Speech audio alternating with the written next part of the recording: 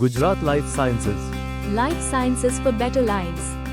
શું તમે પણ ઈચ્છો છો કે ખેતીમાં તમને વધુ ઉપજ અને શ્રેષ્ઠ ગુણવત્તા મળે? તો આ વિડિયો તમારા માટે જ છે.